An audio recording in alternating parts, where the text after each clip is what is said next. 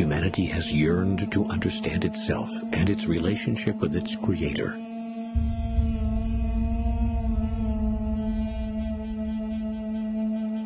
In the days of Moses, the Creator was known as the God of our forefathers, or the God of Abraham, but there was no real name for the divine creative presence.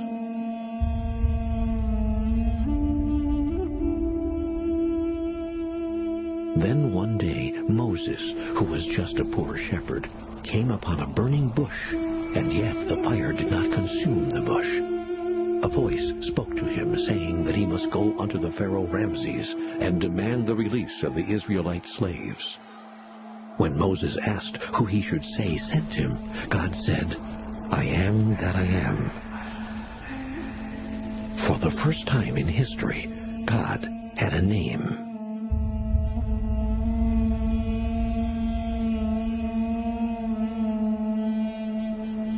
Armed with the power of God's name, I am that I am, Moses produced some of the greatest miracles of the Bible.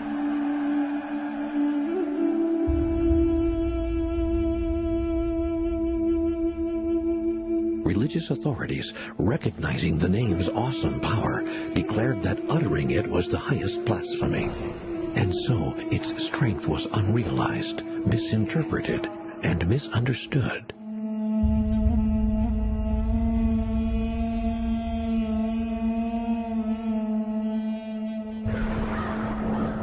Moses never reached the Promised Land, nor did the code that could unlock the awesome power of God's name and set all of humanity free.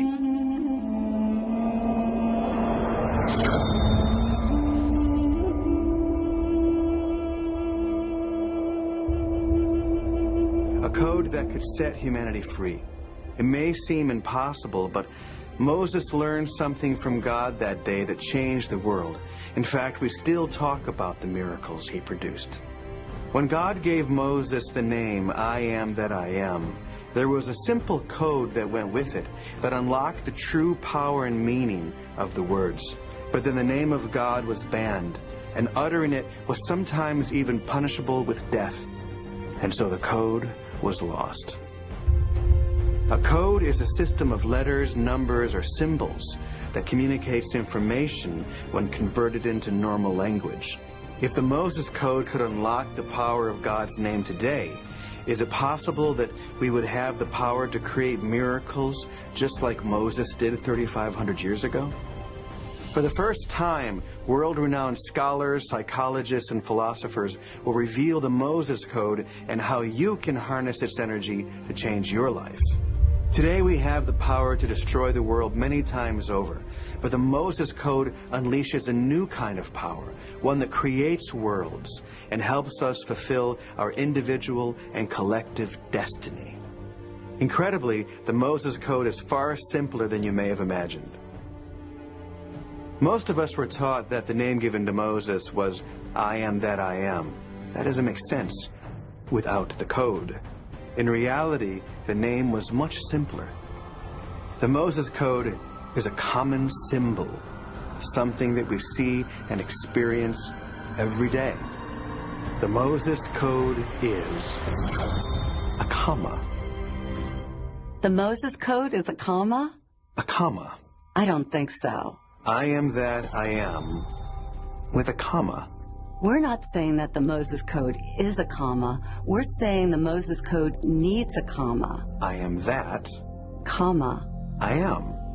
The very name of God, I am that I am, has intrigued me for many, many years. When I was a child, I was told this by the adults around me. I am that I am, saith the Lord. And I thought, what in the world does that mean? I am that I am.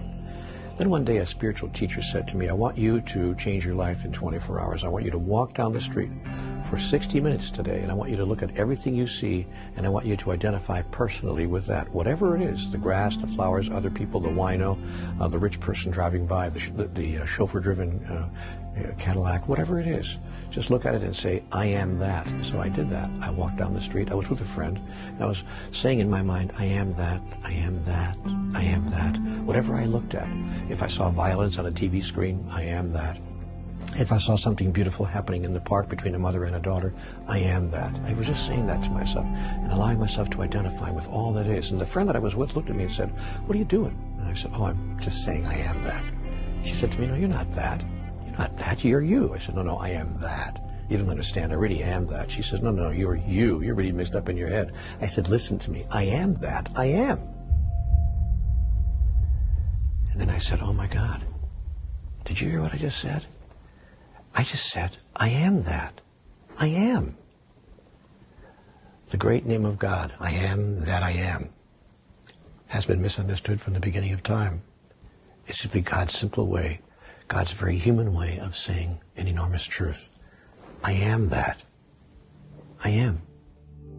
This is the presence of God saying, I am that. Everywhere you see me. People used to say God is in everything. Really, everything is in God. God isn't just saying that I created that. God is this field, this presence that is everywhere in its fullness.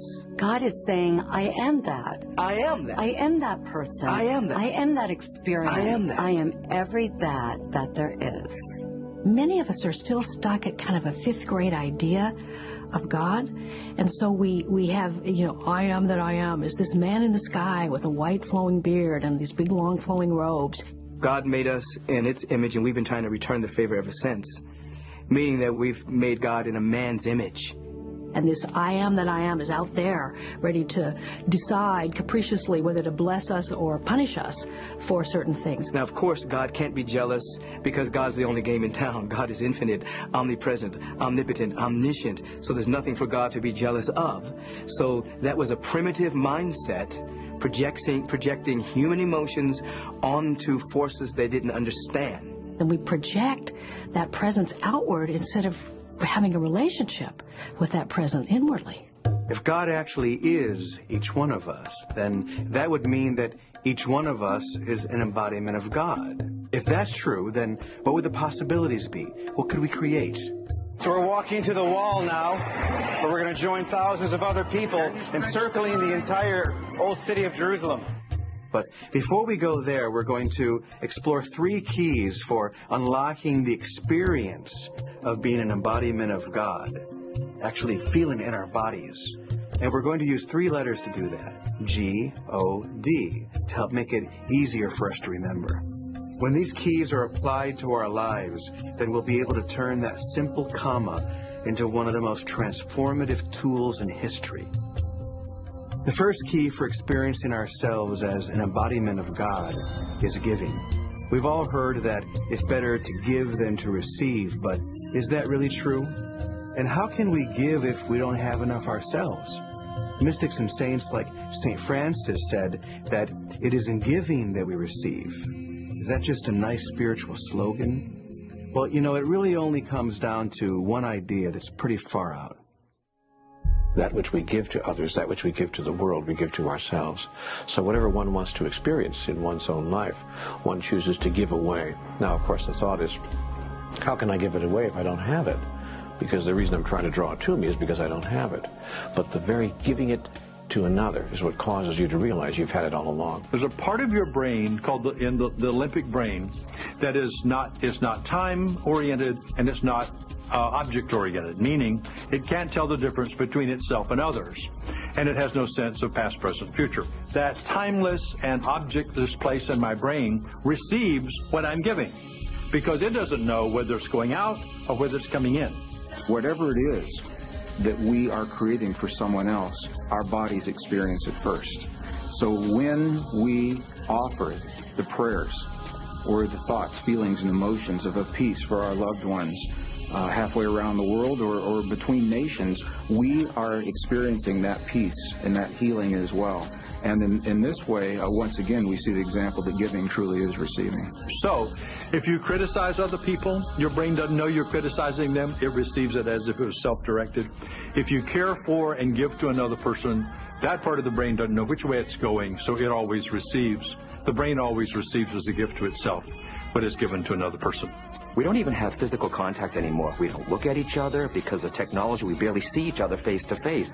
So we're missing that connection also. Make that connection. Give back to someone. Let that person cut in line. Let that person in traffic. And I'm telling you, it just keeps, it'll flow, and you'll feel better for it. That there's a dimension about who we are, that as a result of giving, that's the only way we make that connection. That's why my favorite book says, the greatest among you will be your servant. A servant is a giver. I think service is misunderstood in our culture because we confuse service with servitude or servant, which to the ego is offensive, it's demeaning, it's like but there is a saying, and I always have used it, to serve is to rule. To be able to be of genuine service really allows you to feel that your energy and your efforts make a difference. September 2001, I was in New York. I awoke to the news, and my friend that I was staying with, Doug, we went to the roof of his apartment building and watched the World Trade Center crumble. And both of us simultaneously looked at each other and said, we have to go down there right now. We were literally running against the current of people that were rushing out of the scene. We were running into the scene. Doug works in the media, so he had media badges that allowed us to get beyond barricades that were just being set up by local police. There was still no support system for these firefighters and these rescue workers. So it became a real necessity that we find food and water really fast. So we actually, with the support of a couple of NYPD police officers, we started looting all the nearby delis and supermarkets. And we had turkey meats, and we had the finest of New York delis meats and everything. After a while, it became clear that there was just one food that all the rescue workers wanted, and that was peanut butter and jelly sandwiches. And I later realized that it was because it was comfort food. And it was the first area where they actually did the first roll call. Fire chief stood up on top of one of the crushed fire trucks. There were probably 400 names that he called off, and at least half of them were not present. As the reality set in with all of the firefighters around, that they were not present because they were not alive. They were in the building. They started to literally crumble like dominoes all around us. They fell to their knees, they sat on curbs, and these big hardened men were just in tears. The earth movers came in to clear the way for all of the rescue vehicles, and Wall Street was lined with fine automobiles, so the only way to move them was to literally push them over with these earth movers. They just flipped the cars one at a time, all the way down the road, flipping cars out of the way. And I watched these material items go from being this beautiful car that I was drilling over to just being trash in seconds. We watched and we just stood there, like 12 guys going, oh my God, how can they do that? But then it became really clear to me that it's like, that was so irrelevant to the task of finding people alive that all of the material world was just garbage at that point. It didn't matter. I had suited up, rescue workers' uniform, basically, with the respirator and everything on. And this actually ended up becoming my pass to get into the ground zero, where it was nothing but qualified rescue workers. And here I was, just a civilian with really no qualification to be there. So the first victim that was found was this little man in a suit, and he had been completely crushed and disfigured under a fire truck. And I stood there looking at him and imagining what his story must have been, that he likely hid under the thing that felt the most secure, like a fire truck. Do you know what I mean? He probably crawled under that fire truck as debris was falling, only to be crushed under that fire truck when that entire rig was crushed upon him. And so that was really the first sobering moment of, wow, okay, this is what we're here for, and this is what we're going to witness, and am I up for it? And it was, I didn't really even have to think about it. It was just a yes. We have to understand that when we perform service for others, we're not really doing that. I mean, it looks like in the illusion that we're doing that we are serving others, but the truth is there's no one else to serve but the self. There's nothing going on in the world except self-service. The more you give, the more you receive. But the desire to give is not strictly for getting in return. There's not this intellectual thought of, okay, well, I'm going to give to you, you, and you, because if I do, then maybe I'll get something. Most of us operate in that mode already. Moses didn't do that. He just gave and received and served. We want to give as God gives, without expectations, without wanting anything in return, just to connect with another person, to serve in the grandest way. Greatness is your capacity and your willingness to be of service. Service to what? Service to love, service to peace, service to beauty, service to God, service to joy. I think that when we do that, when we take our attention off all of our problems and all of our circumstances, and we put it on somebody else, it's the thought of doing that that allows us to lose track of ourselves and lose track of our problems, and that's an act of creation. Recently, I was inspired by my own son, Bo, who was having a bar mitzvah, and the rabbi explained to him that the mitzvah was really in the stretch, going beyond what he felt comfortable doing. What kind of challenges do you feel like you faced and that you had to overcome to do this great mitzvah? I'm giving away all my money, so that's always hard. What kind of project are you going to do? I'm raising money to build a school in a poor part of Uganda. He decided that he would build a school. An entire school? Yeah, a 7-room schoolhouse. And donate 100% of his money. So Moses did exactly the same thing you're doing, Bo. He left his comfort zone to do something good for people that desperately needed it. The village where Bo's project is going to be built is called Chikoiro. And the difference between a child going to school and not going to school is really the difference between life and death for many children. Says, Bo, I've decided to put my money towards the school. We've received money from over 500 people. That's great. How old is she? She's only 12. That's weird. No, I think that's beautiful. I know. That's awesome. They were just ecstatic, and they really got that this was a child helping children. How does it feel to be a philanthropist? What's a philanthropist? This has been a tremendous opportunity, not just for the children of Chikoiro, but for kids in the U.S. to get the idea that there's more that they can do. There are some people that don't have the capacity to receive the good that wants to come into their life, and they end up becoming martyrs. They end up burning themselves out because they give, but they never replenish themselves through being available to the presence, expressing through them through receptivity. The couples who proceed slowly in therapy, the couples who seem to never get there, and no matter what happens in the relationship, they just don't, quote, really improve, have what we call a defense against receiving. They have no receptors for letting stuff in, not only letting love in, but letting compliments in, letting positive statements in, letting appreciation in.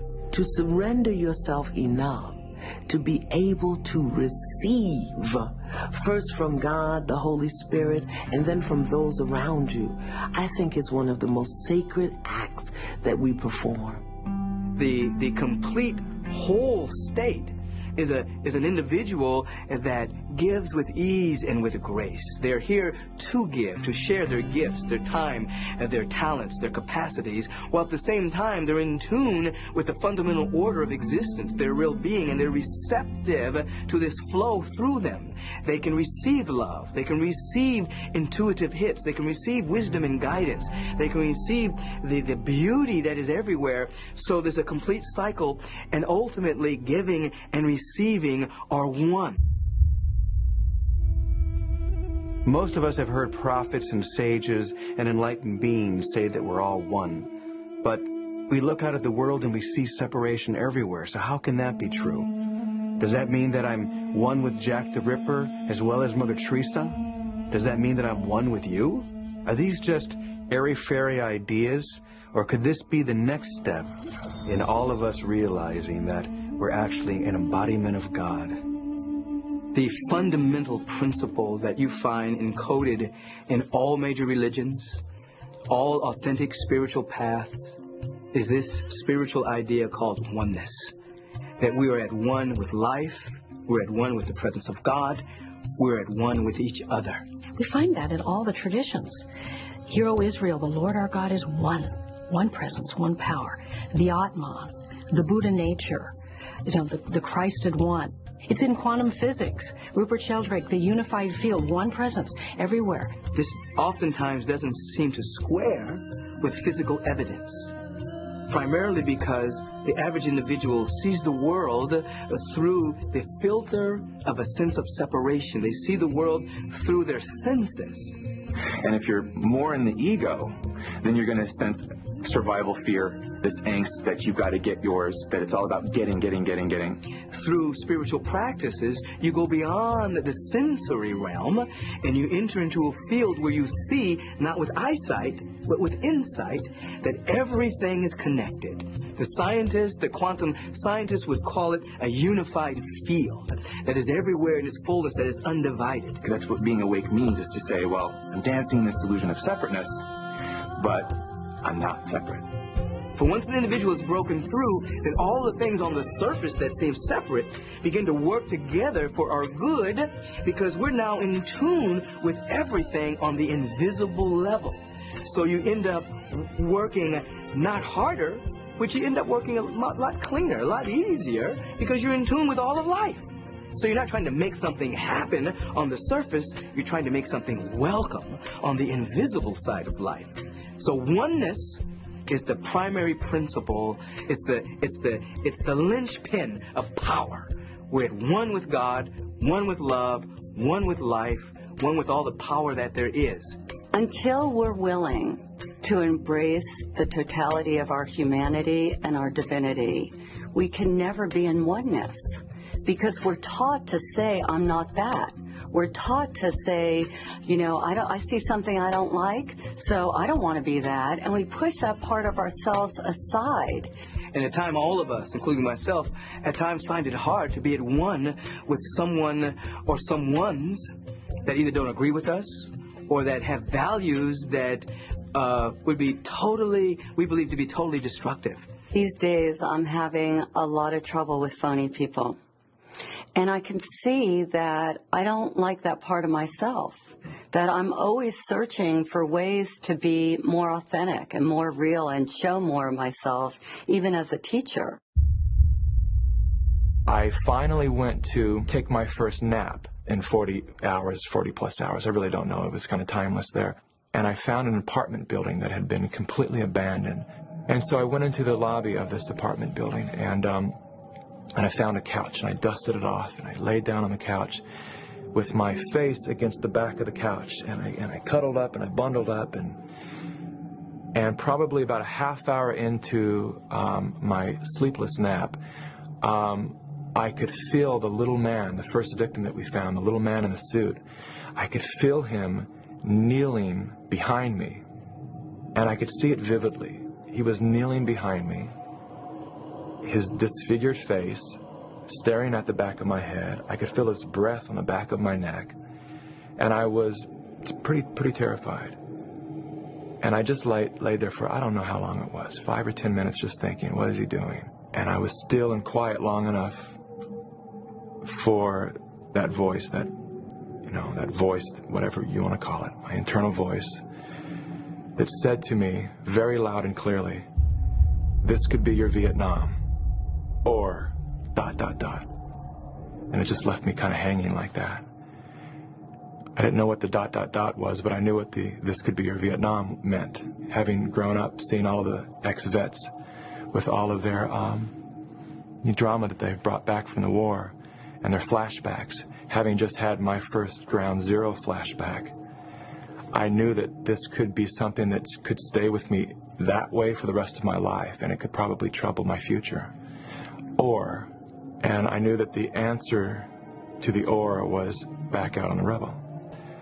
So I got up and I suited up again and I put my mask on and I walked around the building, and as I rounded the corner, they had put up a new work light, and it was this very bright, brilliant light. And everything just seemed so bright and so brilliant that I was like just struck. And I just looked around at all these people, and everything just instantly appeared different to me. And I stood there with tears in my eyes, It felt like I was just, the world was in slow motion. I was watching people go by, and all I could see was just spirits crossing and spirits working and chain gangs of spirits. And it was so clear to me that everything was interconnected, and it was all one big body of God. Everybody had dropped their egos, they had dropped their identities, they had dropped their rank, and they were working together for the greater good of all. And I was so lit up with possibility for humankind of what it can be like when we all are working together in this way. And I could really get beyond concept what oneness was. Knowing that the entire world was experiencing what it was experiencing, all the separation and fear and chaos that was going on in the world, here I was standing there experiencing the greatest bliss and beauty of my life. And I remember just wishing that the world could see this situation through my eyes. When I first decided to be on this spiritual journey, I was really looking to become a better me. And my sister always told me that I was angry and I was selfish and self-absorbed and these whole list of characteristics that I didn't want to be. So I started working on becoming this nice person. And I learned how to talk in a nice voice. And I learned how to give things away that I had if you wanted them. I did all these things. And then I went to a seminar one day, and I'm standing there and everybody's looking at me. In the middle of the seminar, this woman shouts out, "You're a bitch." And I thought, well, I know that. How does she know? And she said to me, "Let me ask you something, Debbie. If you were remodeling a house and you were 6 weeks late and $20,000 over budget, do you think it might help to be a little bitchy?" And all of a sudden, a light went on, because I thought if I just got rid of all my bad qualities, and believe me, I have plenty, that somehow that would make me a good person. The piece I was missing is that every dark quality of mine came bearing gifts. And you can go down the list. Things that we see that are very negative oftentimes have the effect of taking us to the next stage of our evolution. You take somebody like a George Bush, he was an evolutionary trigger. He's galvanized the peace movement. Parts of the peace movement that had never spoken to each other in many years, since the 60s. He comes along with a war ethic and a preemptive strike war ethic. Peace movement starts talking. So he actually was a very positive force for the evolution of many positive things on the planet. See, if I want to grow and evolve spiritually, I have to take my projection off of them and own and embrace that part of myself. We have to be lovers of humanity. We have to be lovers of ourselves, and even seek to love that which our ego or our mental perception would say, you know what, I can't love that. I'm a phony bitch. Now the question is, how am I going to love myself being a phony bitch? Go within and embrace it anyway. And even as I say this, they're probably going to bleep me out, because nobody can bear that they might be a phony bitch. So then they've got to shut me down, and we all have to pretend like we're not that. People get confused in this conversation because they'll say, well, I'm not a murderer, or I'm not a rapist.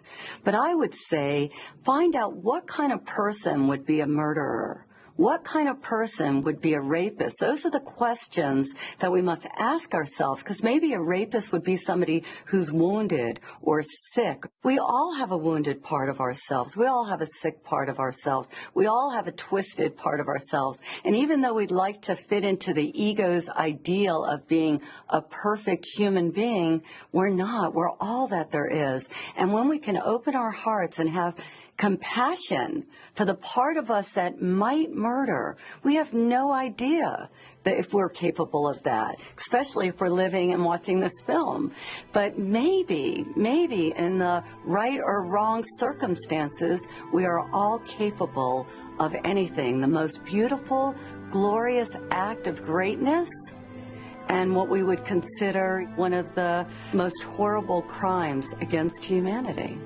And when we embrace all of ourselves, knowing that we're both human and that we are divine, well, voila, all of a sudden you have a whole human being, and what you feel is oneness. I was married to a woman who was in so many ways the embodiment of all the things we're talking about. Linda has always been such an inspiration for me, and I know for so many other people, because of her kindness and her beauty. When my daughter and I were in Minnesota with family, we woke up the next morning to hear that 2 men had broken into her apartment and had killed her. The anger and the grief and the profound sadness for me was overwhelming.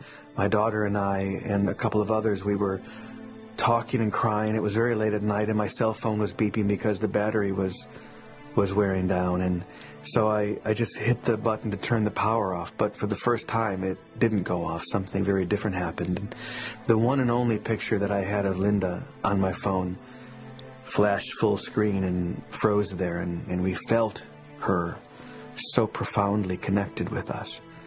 And it was in that moment that I felt this profound shift within me, even toward these men who had killed her. For me, the powerful emotion that I felt over and over again was this connection, this compassion for people who must have gone through something truly terrible to have committed such a terrible crime against a woman who was so beloved and so cared for by everyone that knew her. And there was a song that I wrote and performed at her funeral, and it was a way of both healing my heart but also imagining what Linda would say from the other side of the veil if she could reach back and speak to us about oneness.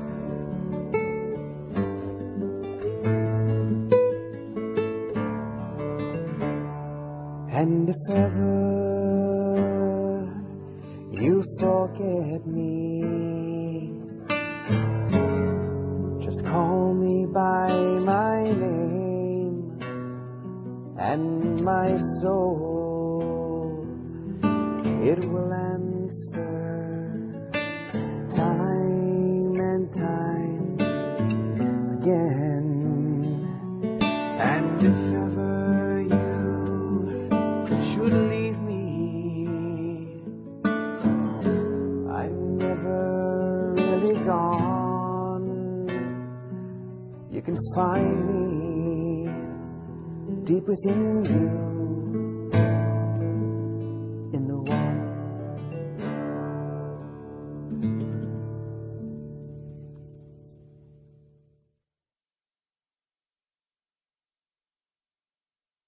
If you have a spiritual practice, when those insights occur, they integrate into your way of living. They don't wipe you out, nor do they just fade into the recesses of memory as to a wonderful moment you once had. Integrates into you. And that sense of oneness and unity becomes more real than anything.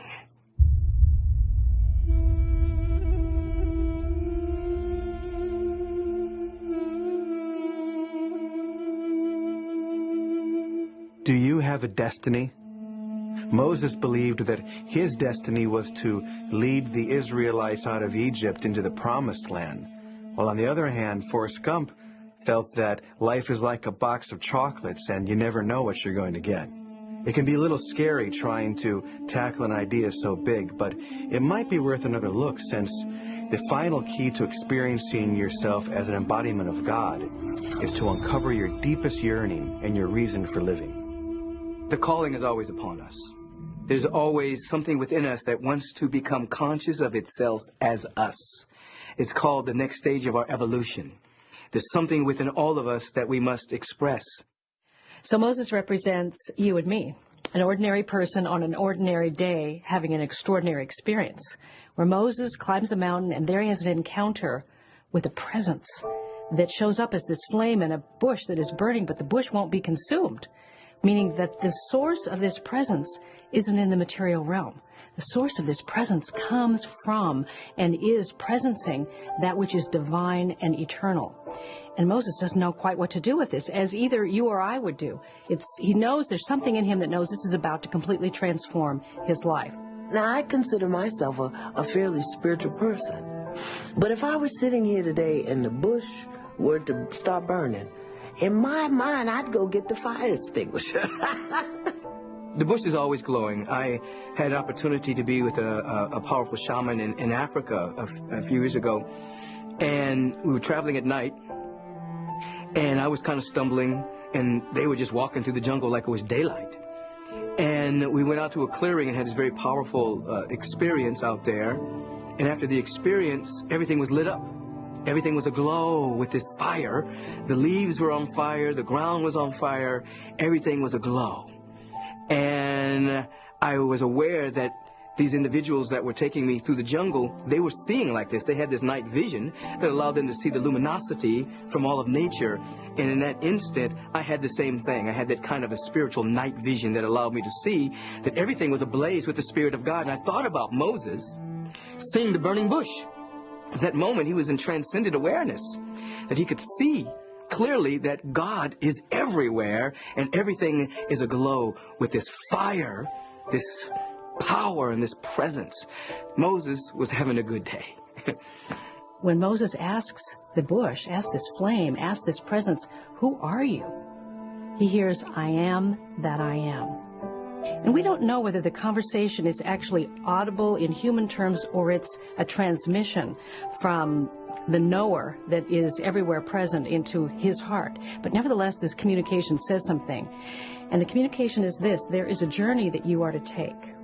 Joseph Campbell would later call that the hero's journey. That there's a journey that is for each one of us to take, that takes us from our local, temporal, egoistic point of view or self to an understanding, a person of destiny, a person of wholeness and completeness, and that journey is the Moses journey. Moses didn't think he was worthy, and so that unworthiness combined with willingness provided a space for the presence of God to come through, because Moses wasn't blocking God out with his ego.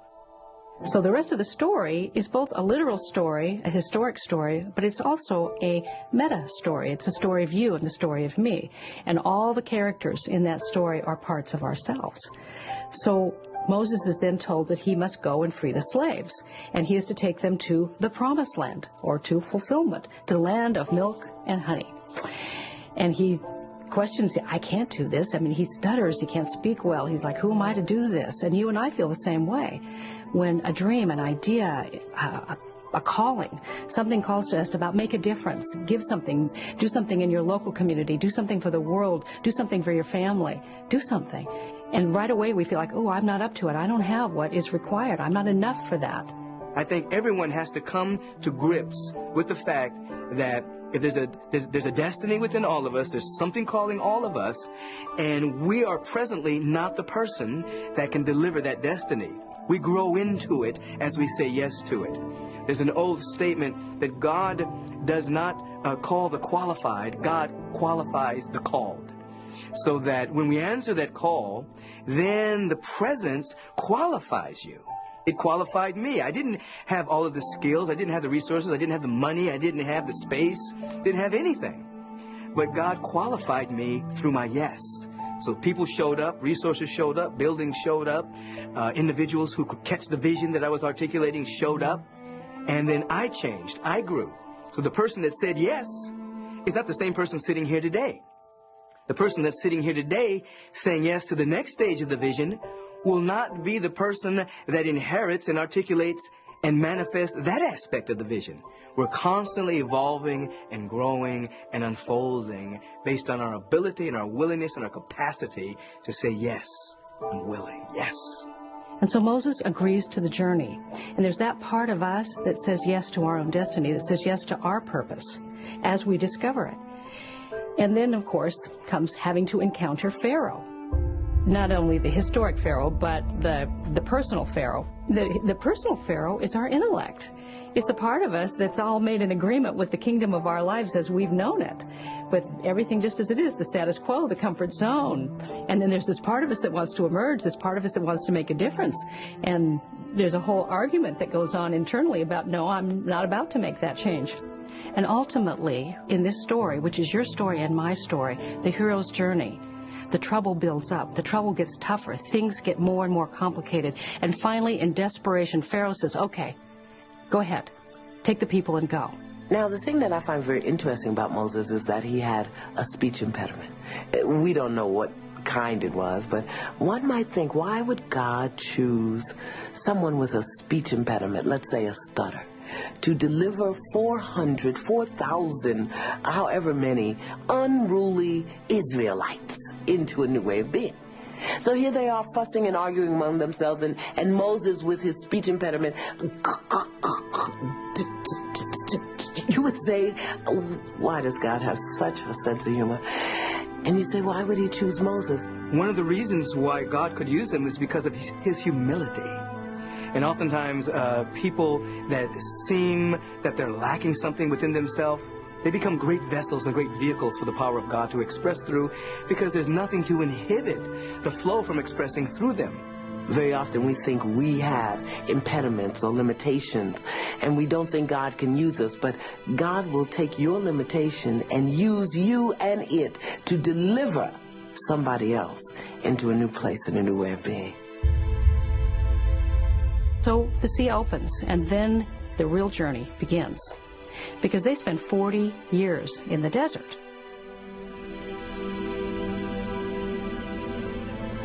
Which is in the Bible and in many of the mystical traditions.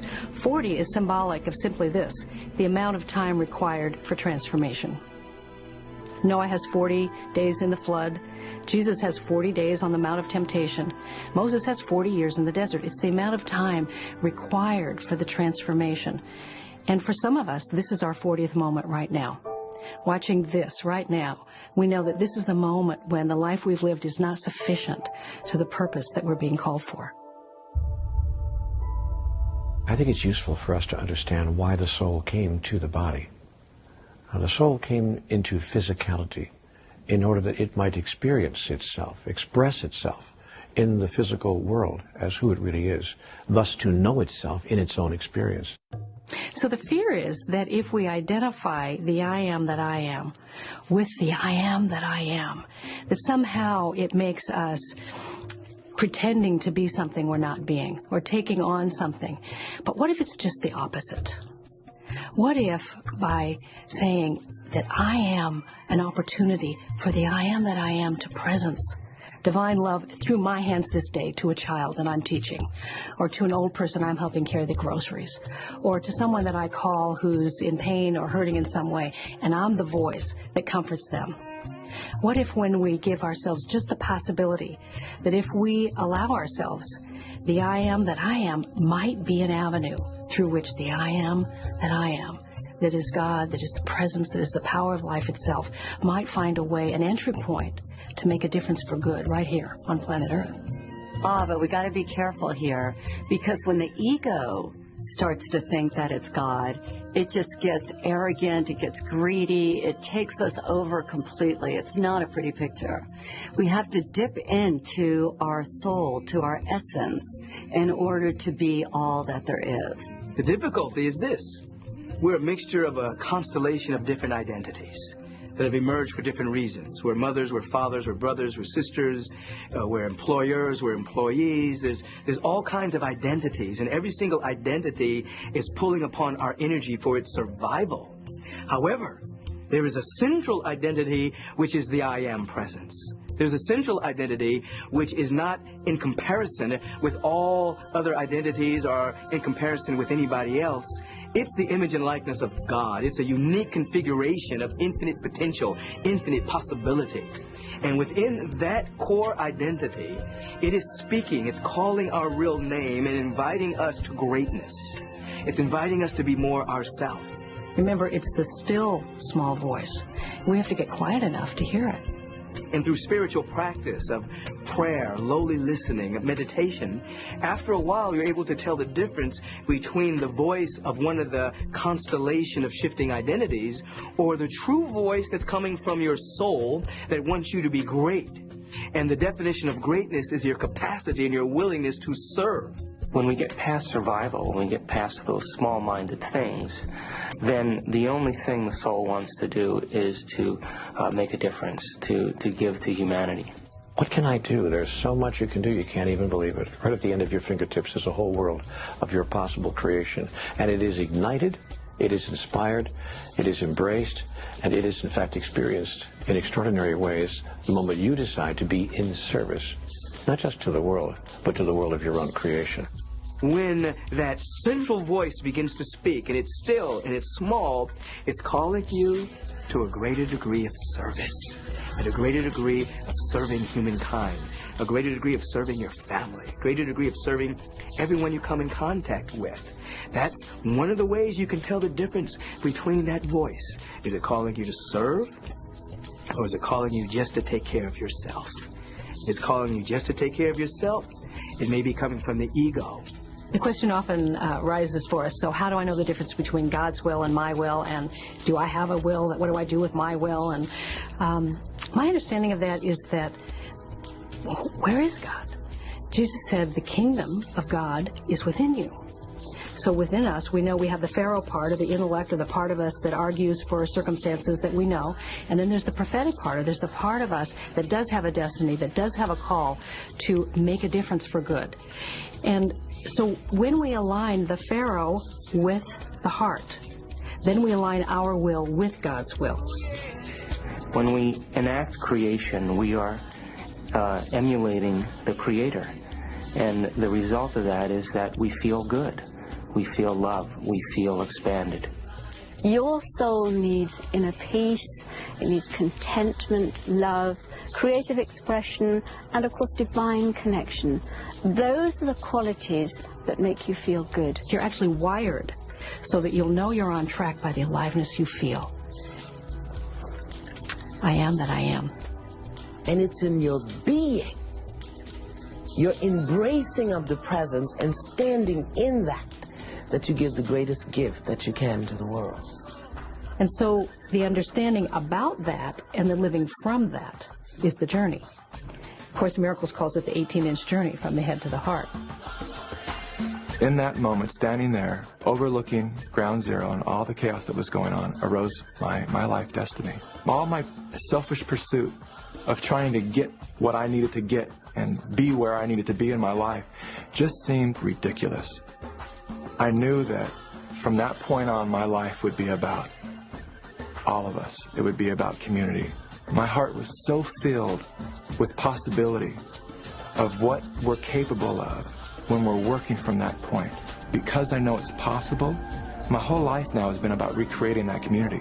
It is the catalyst for my wanting to create Elevate Film Festival, which is, when you really break it down, it's just a community of people who understand this oneness that I'm talking about. Can we bring people into an experience that's so much bigger than who we think we are, that we can experience that level of oneness? Because when you do, there's nothing more beautiful in this lifetime, in this experience. There's nothing greater than that. The kingdom of God is unconditional love. The kingdom of God is peace of mind. The kingdom of God is joy in my soul. I said, yeah, let me seek that stuff. And then I don't have to worry about getting anything, being with anybody, doing anything special. Let me go for the unconditional love, first of myself, and then to be able to extend it to everyone else. Let me go for the peace of mind, where I'm not worrying about what might happen, what could happen, where I'm just embracing the presence, my I amness, the manna of God in this right now moment. Let me go for that.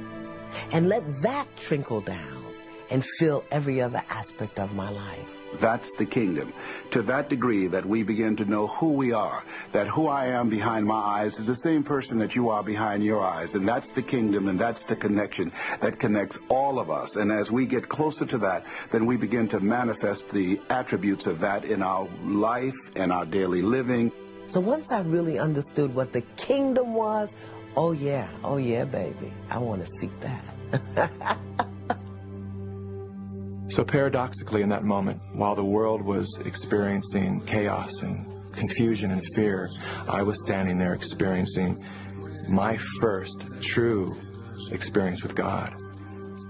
Through giving and the service that I was witness to, I had experienced the oneness, the greatest sense of oneness that I ever knew was possible. And from that arose my destiny. Now that we understand the three keys for experiencing ourselves as an embodiment of God, Now it's time for us to consider what we can create from that new experience. If saying and being, I am that I am, really can unlock the power of God within us, the next question is, well, how extensive is that power?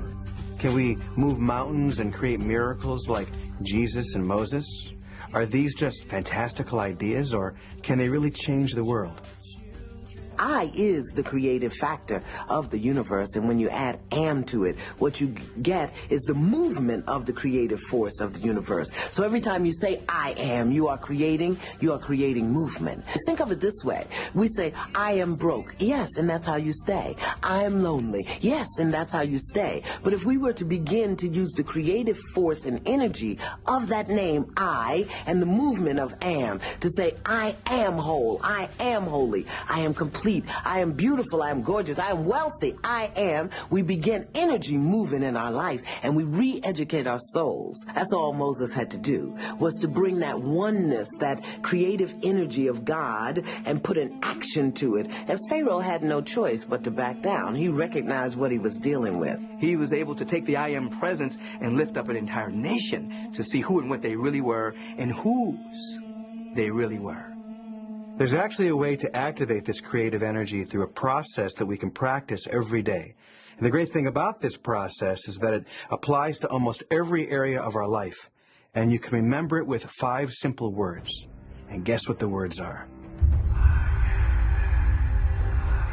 The only thing that changes is what you focus on when you say those words. The first step is to imagine what you want to be, do, or have, and really make sure that it's something that matters. And the second step is to repeat the words, I am that, I am, and allow yourself to expand into that new possibility. So if we want to have a new way of being, we must say it and repeat it time and time and time again. When we repeat things, we encode them in our consciousness. The third step is pretty easy. In fact, you're already doing it. It's to breathe. Controlled breathing centers you, energizes you, and actually amplifies the effect. One way to practice this is to say, I am that, on the out-breath, and then as you breathe in, either think or say the words, I am, like this. I am that. I am that. I am. This simple process takes whatever you're feeling and imagining and projects it out into the world so that you can experience it in your real life. One of the ways I like to support people in doing this is by thinking about the qualities that inspire you, the qualities that you desire. See somebody, maybe you know them or maybe you've read about them, in your awareness. Bring that image of them very close to you, and then just close your eyes and start repeating, I am that I am. Really allowing yourself to encode that image, that way of being, and those qualities right into yourself. I am the joy I want to experience. I am the peace I want to experience.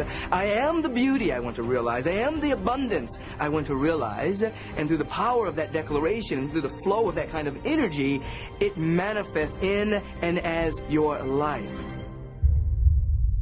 When we talk about manifestation or getting stuff, no, we want 2 cars, 3 houses. You got 1 butt. Why do you need 4 cars? You know what I mean? I could say the same thing about shoes. I've got 2 feet, I've got 80 pairs of shoes. But it's manna to my soul. But manifestation of things is not the same thing as manna, the presence of God that supplies your every need. There's some people that are dominated by the ego, and they try to get. They try to use the principles for acquisitiveness to get things, and they hoard. And inside, they're very poor people. They may have a lot of stuff, but they're just poor people with a lot of stuff. Advanced students understand that it works exactly the opposite, not to try to magnetize something to us, but to try to bring something through us. Many people say, I just don't know who I am. They don't know their soul. They don't know their soul. And it's great. People think they can reach out, get the cars, the jobs, the best relationships, the money. People get that, and more power to them. But they still say to themselves, I still feel empty. What's missing? You forgot about the soul. And that's really what we want. We want the grace and the majesty and the presence of God to so fill us until it's unspeakable. Because if we can speak it and call it something, we'll try to fix it and change it. So we just want to be. And in that beingness, we have the manna, which is the manifestation of the presence of God. And it's not about a car or a house. It's about the presence of God.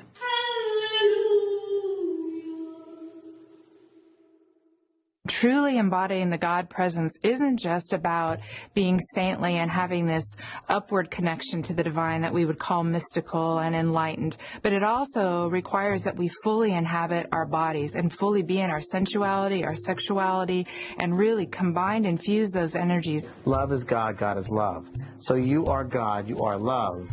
And when you use that energy of love, God will always say yes. He will manifest exactly what you want. So if you can access that feeling of oneness or the energy of wholeness, what Jesus calls the kingdom of heaven within you, then you can begin to experience that all around you in the world. But if we have an idea that something other than the kingdom of God is something we would seek after, then we will create, because we are so powerful, we will create in our own illusion that which is not of the heaven of which we dream. That is, we'll create our own hell on earth.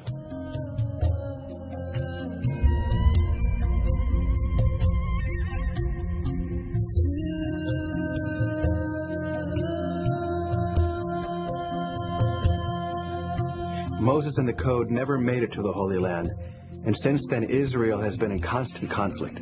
Millions have lost their lives due to a misinterpretation of the name of God, and religious factions have been fighting for centuries, ironically, in the name of God.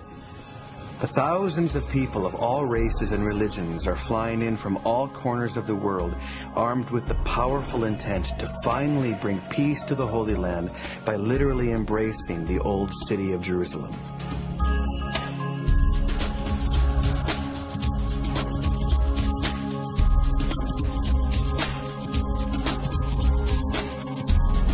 At the time of the hug and before, it is important for us to keep our pure intention and relax. So we're walking to the wall now, where we're going to join thousands of other people encircling the entire old city of Jerusalem. Can you stretch the line?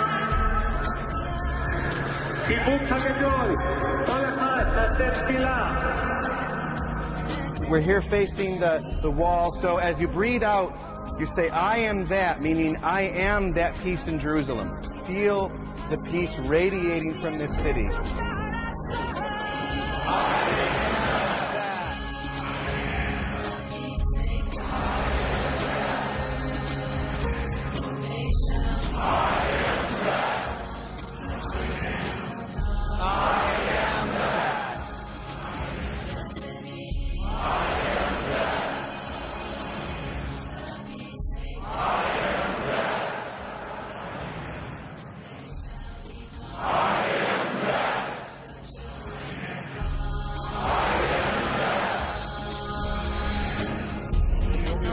שפגע בנו ככה בגשם בשבוע שעבר לא מסתיימים. הנה הפעם מחזקים את ירושלים. And so, 3,500 years later, Moses' journey is complete by delivering the true meaning of the name of God to the Holy Land. It began with a conversation, but continues today through each one of us. The door has been unlocked. Now it's